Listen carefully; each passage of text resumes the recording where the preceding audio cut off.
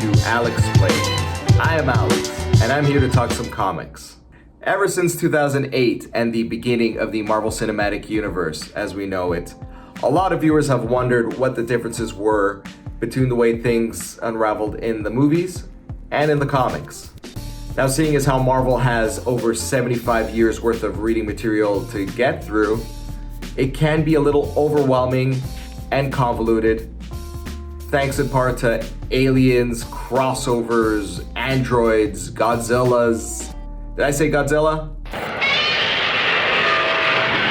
Yeah, that's right, he's coming up soon.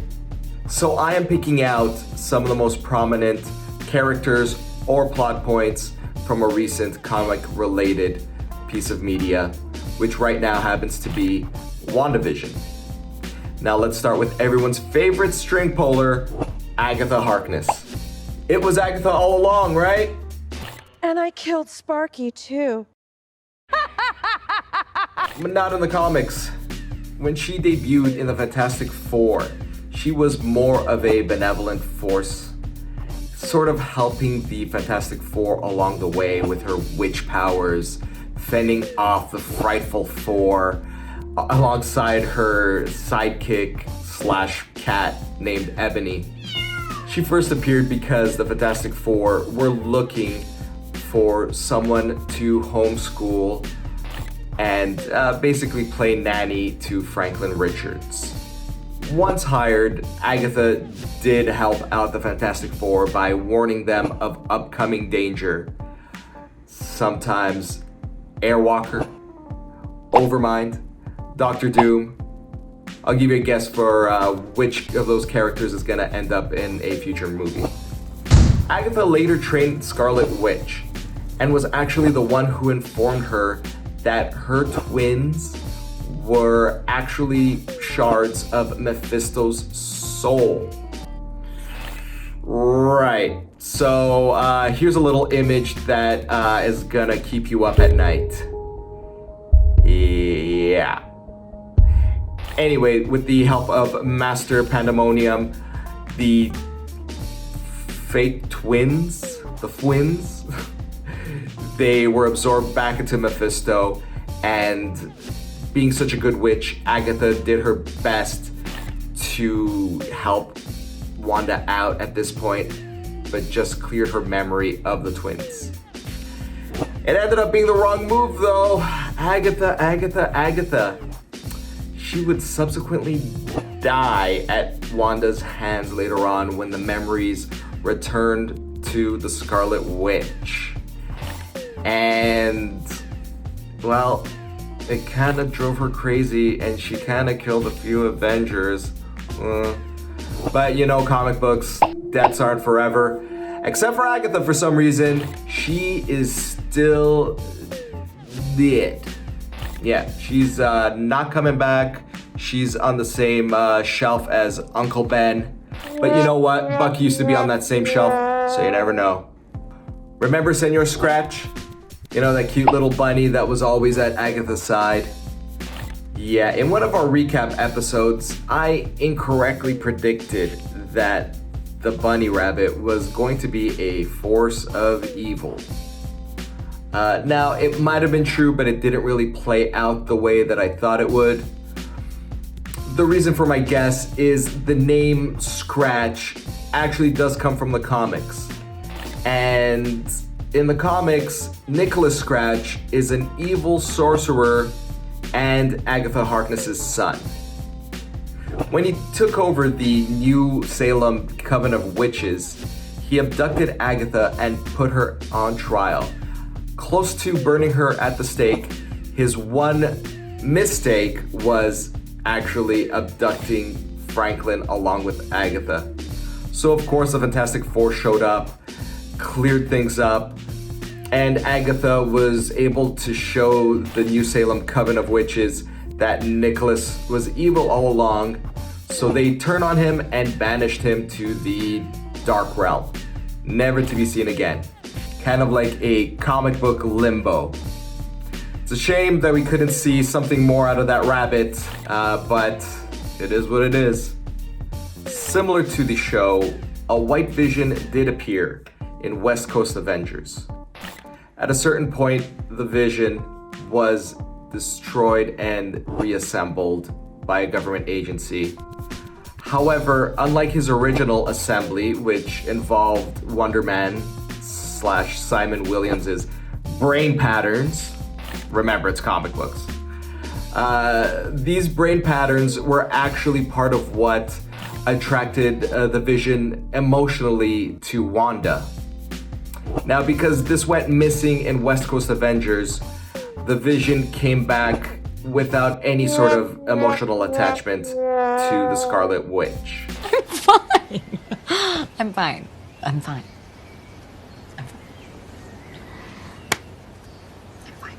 Now, these brain patterns were missing from the show completely, but the unemotional attachment remained. And that's why the Vision, kind of not Vision, is kind of a new character. And we all look forward to seeing how that plays out. I am Vision. If we're talking superhero credentials, Monica Rambeau has one of the most impressive ones. She's been team leader of Next Wave, The Avengers, and the Mighty Avengers. And yes, there's a difference. The only thing more prolific than this is her list of code names. She has been Captain Marvel, Pulsar, Photon, Daystar, Scepter, Monica Marvel, Sun Goddess, and finally her current codename, Spectrum.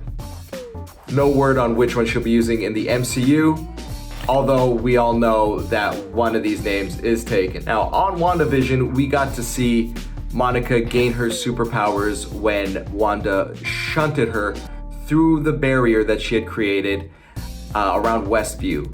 So it had sort of a chaos magic kind of feel. No word if it activated her X gene. However, in the comics, it worked out much different. She sabotaged an energy disruptor weapon meant to be used by some extremely bad guys. Take my word for it, they were bad. So her powers just sort of kicked in. Kind of standard in the comic book world. Another little tidbit about Monica is her love interest in the comics, who is none other than Adam Brashear, aka Blue Marvel, aka the character who a lot of internet goers and internet sleuths kind of incorrectly predicted would be that astrophysicist friend who she had referenced in one of the episodes. Maybe next time. Sir, can you knock? Everyone's favorite FBI agent / magician in training has a comic book history that predates some of your favorite Marvel superheroes. So for 4 issues of Yellow Claw, Jimmy Woo starred as a James Bond-esque agent, and the stories would involve fantastical elements like a microscopic army or evil shadow agents trying to kill him. Where the plot goes, Jimmy Woo's ancestry dates back to Genghis Khan. I'm sure that was more original in the 50s when this was written. So the Mongolian Empire was named the Atlas Foundation at the time. They were evil, and the Yellow Claw was their leader. Our man James was poised to take over when the time was right. However, his parents decided against it and emigrated to the United States of America, where Jimmy would become a federal agent. I guess the feeling at Marvel editorial was that the genre was stale, seeing as how in the late 50s we were on the cusp of the big superhero explosion that Marvel had in the early 60s with characters like Spider-Man, the X-Men, Hulk, Fantastic Four, etc. So Jimmy, the character, aside from a few appearances in Nick Fury's comics or Strange Tales, he would be stuck in a comic book limbo. That is until Godzilla. Step aside King Kong, Jimmy Woo versus Godzilla. Marvel acquired the rights in the late 70s to Godzilla. And one of the first things they did was have the monster rampage on Marvel Earth. But instead of having superheroes get involved, they opted for Agents of S.H.I.E.L.D. And they created a Godzilla squad that had Nick Fury, Dum Dum Dugan, yeah, that's a character's name, and of course Jimmy Woo was on there. Their goal was to stop Godzilla in their tracks, but as you can guess, they were not successful, and Godzilla sort of won. I guess you could thank Dark Horse for buying the rights. On his final mission with S.H.I.E.L.D., Jimmy was severely injured and on life support. That is until Marvel Boy, the Robert Grayson version from the 1950s, he stepped in and restored Jimmy to his youth. Since then, he's gone on to be team leader of Agents of Atlas and had many more stories in the 2010s. He's in a little bit of a limbo area right now, not quite appearing in anything, but that's okay because his live action version is currently hogging the spotlight, and we couldn't be any happier. Oversimplification of events, but yes. Rumor has it that he will be in Spider-Man No Way Home, so stay tuned. Thank you for joining me on Alexplained. If you have any questions or comments or suggestions for anything to cover, please let me know in the comments. Don't forget to like and subscribe. Check out our social medias right there. And I will see you next time. Bye-bye.